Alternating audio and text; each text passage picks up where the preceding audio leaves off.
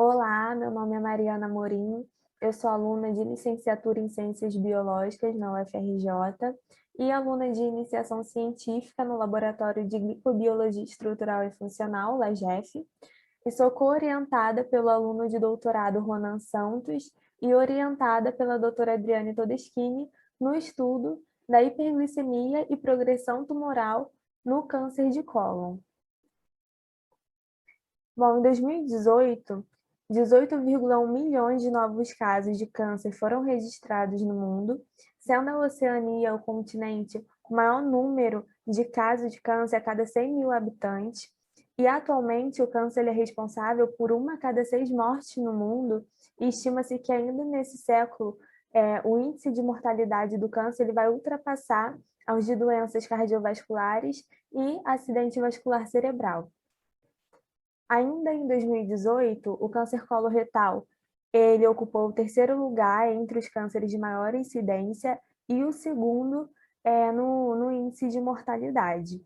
Já em 2019, no Brasil, o INCA publicou uma estimativa para 2020 e 2022, onde o câncer coloretal aparece como o segundo de maior incidência em ambos os sexos e em todas as idades. E quais são os fatores que estão associados ao desenvolvimento desse câncer coloretal? Bom, o uso de tabaco, álcool, consumo de alimentos processados são fatores de risco, e além disso, condições hereditárias e também doenças autoimunes, como a colite ulcerativa, por exemplo, que acomete a região do trato gastrointestinal, é considerado também um fator de risco para o câncer coloretal. E como esse tumor ele se inicia?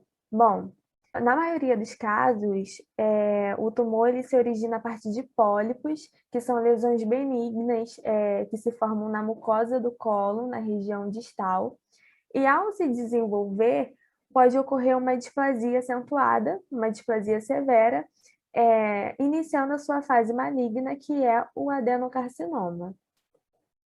A diabetes, ela foi caracterizada também como um fator de risco para o câncer coloretal, e estudos correlacionam a gravidade desse câncer em pacientes que foram previamente diagnosticados com diabetes, que é uma doença caracterizada pela hiperglicemia.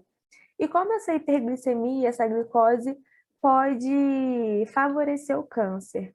Bom, como a gente sabe, as células tumorais, elas sofrem uma reprogramação metabólica, que é conhecida como efeito Warburg, onde essas células vão capturar muito mais açúcar que as células em condições normais.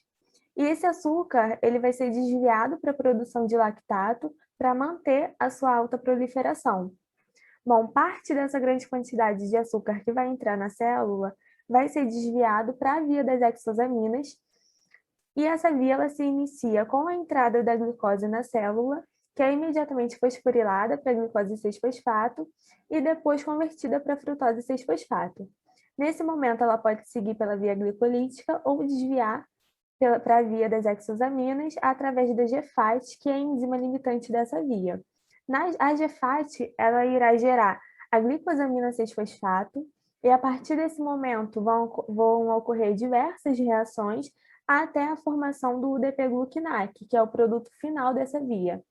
O UDP-glucnac, ele é um açúcar ativado que também é considerado um sensor metabólico, porque na sua formação estão envolvidos substratos das 4 principais vias metabólicas.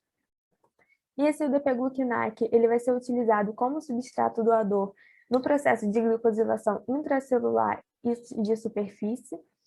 Na glicosilação intracelular, ele vai ser utilizado pela OGT e OGA, e na de superfície pelas glicosiltransferases. Essas glicosilações, elas são muito importantes porque elas estão envolvidas na regulação das funções celulares. E em células tumorais, esses glicofenótipos, eles se alteram, e já foi observado que quanto mais avançado é o tumor, mais complexas são essas árvores glicídicas, apresentando um padrão truncado, que a gente chama de glicosilação aberrante, que está associado com a agressividade tumoral.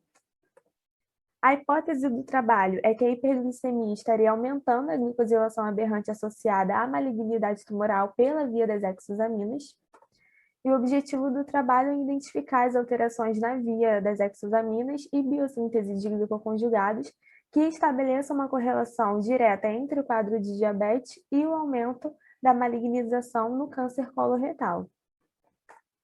Para esse estudo, foi utilizado o modelo murino C57BRAF6, tá? Com mutação no gene APC, que é um gene responsável por inibir a formação de pólipos. Então, esses animais eles vão gerar pólipos espontâneos na região distal. E, além disso, eles também são nocaute para o gene CM8. Então, eles possuem um glicofenótipo mais próximo à realidade humana. No segundo mês de vida, esses camundongos eles foram tratados com 50 mg de STZ, que é a streptozotocina, por 5 dias consecutivos. E esse fármaco, ele promove a apoptose das células beta-pancreáticas para induzir, dessa forma, a hiperglicemia nesses animais. Depois desse tratamento com STZ, esses animais foram monitorados por 14 semanas com relação ao peso corporal e ao índice glicêmico.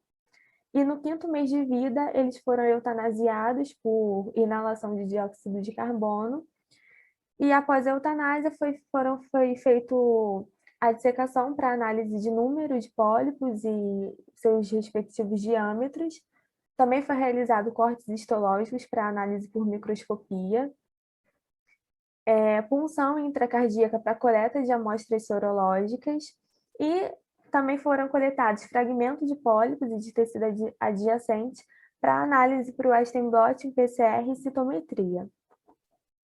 Bom, os animais que foram tratados com STZ, eles apresentaram uma diferença significativa quando comparado aos animais que não foram tratados. Com relação ao peso, os animais tratados, eles apresentaram uma diferença significativamente menor quando comparado ao grupo não tratado. E com relação aos índices glicêmicos, nas primeiras 2 semanas, os camundongos que foram tratados com STZ, eles já passam o limite estipulado para considerar esses animais hiperglicêmicos ou não, que é o de 180 mg por decilitro. E essa alta na taxa, ela se mantém durante essas 14 semanas. E com relação à análise da formação de pólipos, os animais tratados com STZ, eles apresentaram uma diferença significativamente maior em número de pólipos, tamanho dos pólipos e carga tumoral quando comparado ao grupo controle. Como a gente pode ver nas imagens que foram registradas, à direita, o cólon dos animais tratados, né, com maior carga tumoral, maior número de pólipos. E em relação ao comprimento do cólon, animal tratado e não tratado não apresentaram diferença. Bom, as amostras dos tecidos, elas seguem análise com relação à expressão das proteínas e da síntese de substratos que estão envolvidos na glicosilação. E com esses resultados iniciais, né, esses resultados nos levam a crer que a maior disponibilidade de glicose devido à diabetes contribua para a agressividade tumoral no cólon. Gostaria de agradecer aos órgãos de fomento, FAPERJ, CAP, CNPq e UFRJ, e agradecer ao LAGEF, a toda a equipe pelo apoio, pelo acolhimento e por todo o conhecimento transmitido, em especial ao meu orientador Ronan Santos e à minha orientadora Adriane Todeschini. Muito obrigada pela atenção.